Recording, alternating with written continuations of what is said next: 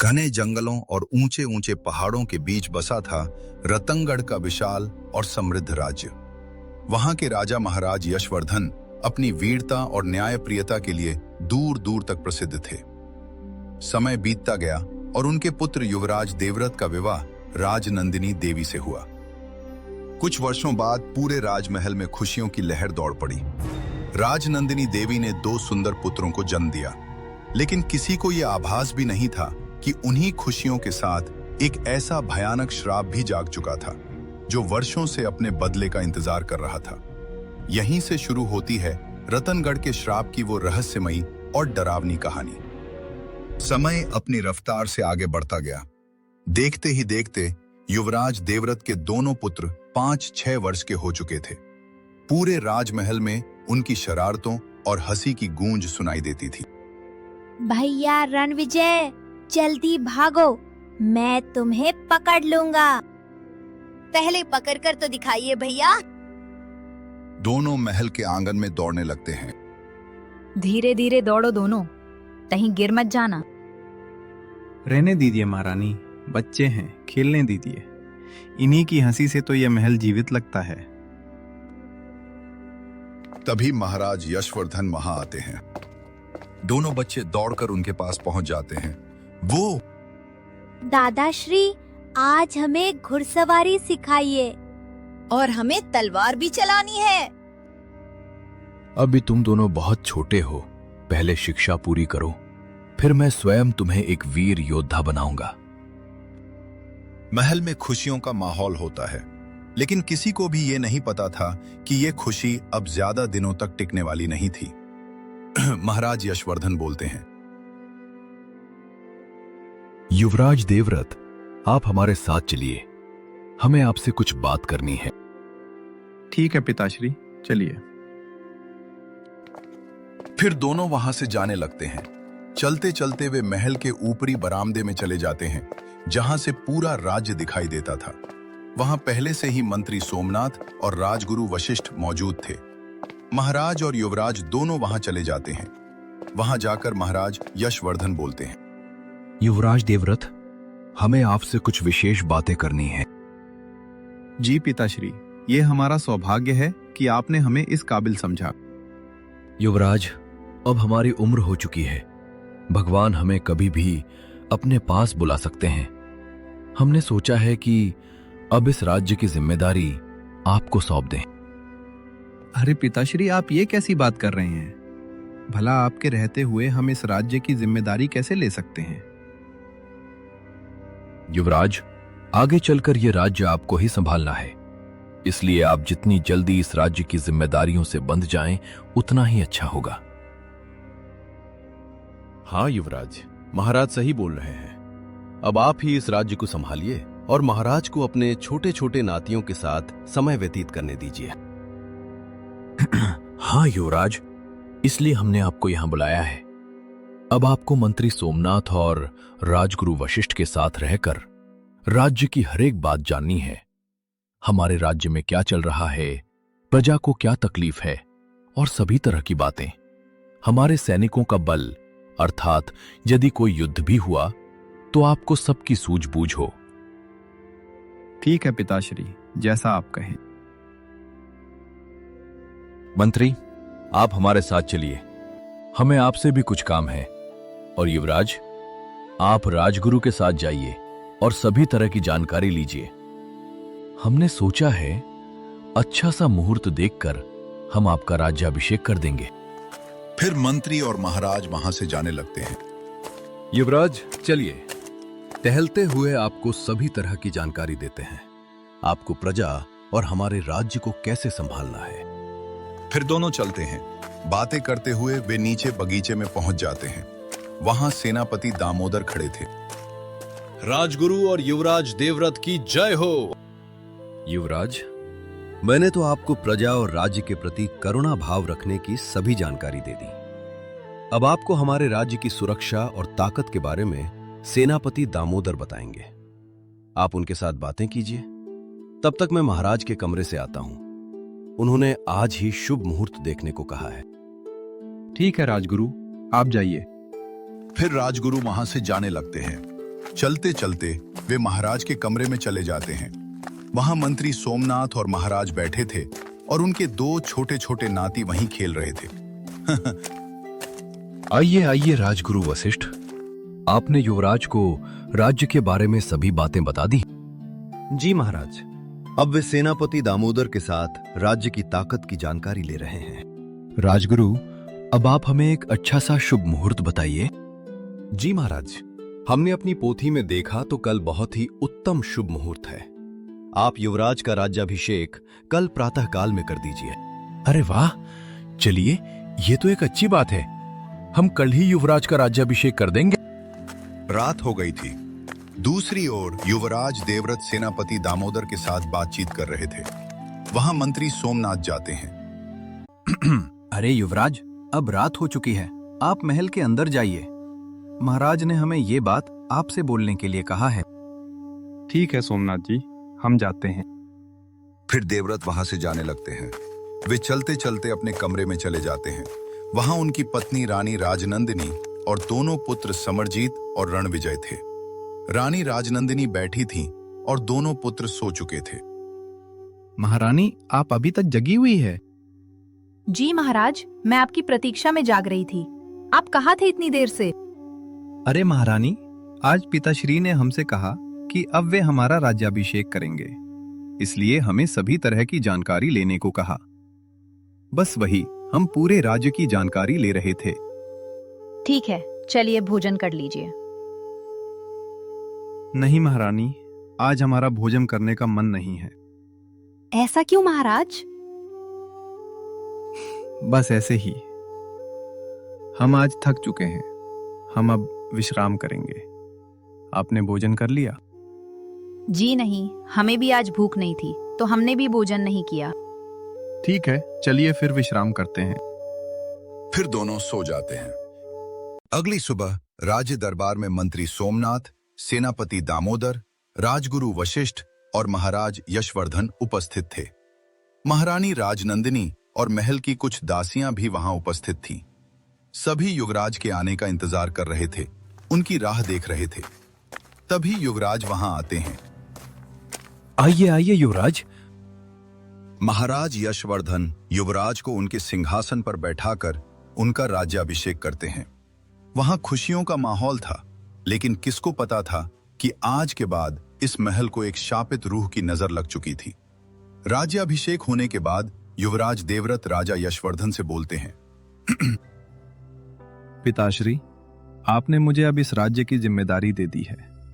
अब मैं पूरे निष्ठा भाव से इस राज्य की सेवा करूंगा।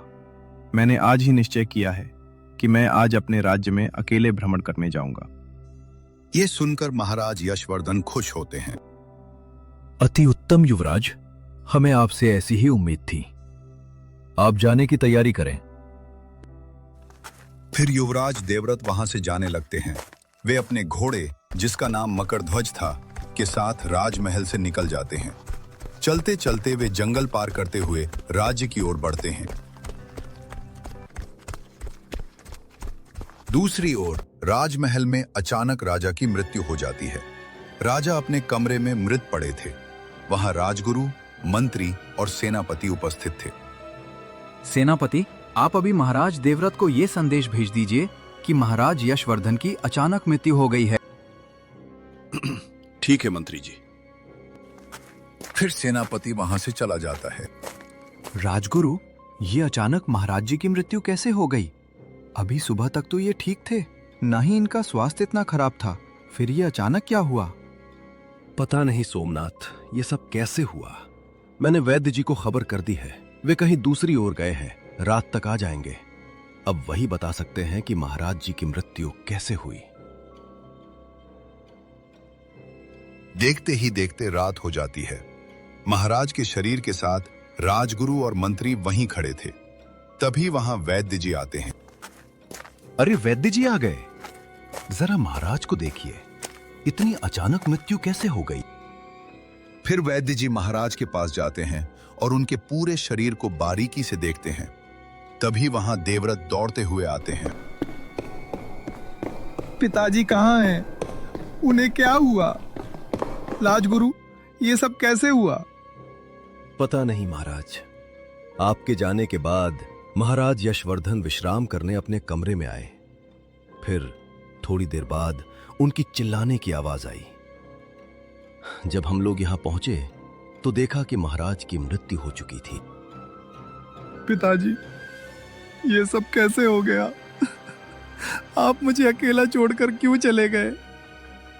वैद्य जी, कुछ पता चला पिताजी की मृत्यु कैसे हुई? हाँ महाराज, महाराज यशवर्धन के गले पर एक काला निशान है। ऐसा लग रहा है कि किसी ने महाराज का गला घोंटकर उनकी हत्या की है और उसका हाथ काला था। यह सुनकर वहां सभी लोग चौंक गए। महाराज, मैं चलता हूं, मुझे दूसरी जगह भी जाना है। फिर वैद्य जी वहां से चले जाते हैं। राजगुरु, ये वैद्य जी क्या बोल रहे हैं? आखिर राजमहल में ऐसा कौन है जो पिताजी का गला घोंटकर मारेगा? राजगुरु कुछ नहीं बोलते, वे चुप खड़े रहते हैं। ये काम जिसने भी किया है, मैं उसे जिंदा नहीं छोड़ूंगा। तभी किसी के चिल्लाने की आवाज आती है। महारानी भागते हुए वहां आती हैं। वे बहुत ही घबराई हुई थी। अरे अरे महारानी, क्या हुआ? आप ऐसे भागते हुए क्यों आ रही हैं? ये क्या हाल बना लिया है अपना? महाराज, मुझे अपने कमरे में एक काली परछाई दिखाई दी। वो बहुत ही डरावनी थी और मुझे वहां किसी औरत के हंसने और फुसफुसाने की आवाज आ रही थी। ये सुनकर सभी चौंक गए। मंत्री सोमनाथ जी, ये हमारे महल में क्या हो रहा है? तभी राजगुरु बोले, महाराज, कुछ अनहोनी होने वाली है। अचानक महाराज यशवर्धन की मृत्यु, फिर महारानी को काली परछाई दिखाई देना और औरत के फुसफुसाने की आवाज आना, ये एक ही ओर इशारा कर रहा है।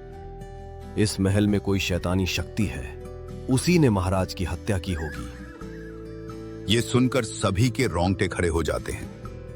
राजगुरु, अब क्या करें? उस शैतानी रूह को महल से कैसे भगाएं? और ये अचानक हमारे महल में कैसे आई? मुझे तो कुछ समझ नहीं आ रहा। महाराज, आप चिंता न करें, इसका एक उपाय है। अब इसका उपाय बस एक ही व्यक्ति कर सकता है, राजपुरोहित देवदूत। वे महान पंडितों के राजा हैं, उन्हें बहुत ही विद्या आती है। अब वही इस महल की रक्षा कर सकते हैं। मैं आज ही उन्हें बुलावा भेज देता हूं। रात के 12 बज चुके थे। सभी लोग महाराज यशवर्धन के कमरे में बैठे थे। महारानी, आप यहीं रहिए, मैं बरामदे से आता हूं। देवव्रत चुपचाप वहां से जाने लगे। चलते चलते वे बरामदे में पहुंच गए। वहां राजगुरु वशिष्ठ थे। राजगुरु, पंडित जी कब आने वाले हैं? क्या आपने पता किया? पंडित जी हमारे राज्य से थोड़ी दूर पर है। वे कल प्रातःकाल यहाँ आ जाएंगे। तभी महारानी की चिल्लाने की आवाज आई। और वो यहाँ क्यों आया है? ठीक है पंडित जी, पूजा कब से करनी है? अभी कुछ देर बाद। मैं पूजा की तैयारी करता हूँ। ठीक है पंडित जी। थोड़ी देर बाद पंडित जी अग्नि के आगे मृग चर्म धारण किए हुए बैठे थे। वे कुछ मंत्रों का जाप कर रहे थे। अग्नि के प्रकाश से पंडित जी का चेहरा अलग ही चमक रहा था। थोड़ी देर बाद पंडित जी बोलते हैं, महाराज, इस महल के अंदर जो शैतानी आत्मा है, वो आपके पिता श्री महाराज यशवर्धन की वजह से है। ये सुनकर देवव्रत चौंक गए। क्या पंडित जी? मैं कुछ समझा नहीं। आज से 30 वर्ष पहले जब आपका जन्म हुआ, आपके जन्म के 8 साल बाद आपकी माता की मृत्यु हो गई थी। फिर आपके पालन पोषण के लिए महाराज ने इसी महल में काम करने वाली नर्तकी विमला से विवाह किया। लेकिन संतान प्राप्त न होने के कारण महाराज विमला से चिढ़ते रहते थे। एक दिन दुर्गाष्टमी की रात उन्होंने उसके शरीर पर आग जलाकर उसे मार दिया और उसकी अस्थियां यहीं इसी महल में कहीं गाड़ दी। उसी दिन से उस आत्मा ने कसम खाई कि इस महल में कोई शादी नहीं होगी और वो इस कुल का विनाश कर देगी। इसलिए आपके राज्याभिषेक के बाद उसने आपके पिता को मारा और फिर आपके दोनों बेटों को। अब वो आपको और महारानी को मारने वाली है। फिर धीरे धीरे इस महल में रहने वाले सभी लोगों का विनाश कर देगी। ये सुनकर सभी लोग डर जाते हैं। पंडित जी, हमें बचा लीजिए। इसके लिए मुझे आज साधना करनी होगी। फिर मैं उस चुड़ैल को इस महल के किसी एक कमरे में हमेशा के लिए बंद कर दूंगा। ठीक है पंडित जी, आप साधना कीजिए। एक बात ध्यान रहे, जब मैं साधना करने बैठूं तो कोई भी साधना भंग ना करे और आप सभी सतर्क रहें तथा जितना हो सके एक साथ रहें। फिर पंडित जी अग्नि के सामने बैठकर मन ही मन मंत्रों का जाप करने लगे। थोड़ी देर बाद पंडित जी खड़े होते हैं। उनके हाथों में एक रहस्यमयी डंडा होता है। चलिए महाराज, अब उस आत्मा को कैद करने का समय आ गया है। फिर देवव्रत और पंडित जी महल के तहखाने में जाते हैं। वहां पंडित जी एक मंत्र बोलते हैं। तभी डरावनी आवाजें आने लगती हैं। अचानक हवा में एक प्रेत आत्मा प्रकट हो जाती है। उसका बदन सड़ा हुआ था और उसके शरीर से अजीब सी दुर्गंध आ रही थी। पंडित जी ने उस रहस्यमयी डंडे से उस प्रेत के चारों ओर अग्नि का एक कवच बना दिया, जिससे वो उसके अंदर बंद हो गई। फिर पंडित जी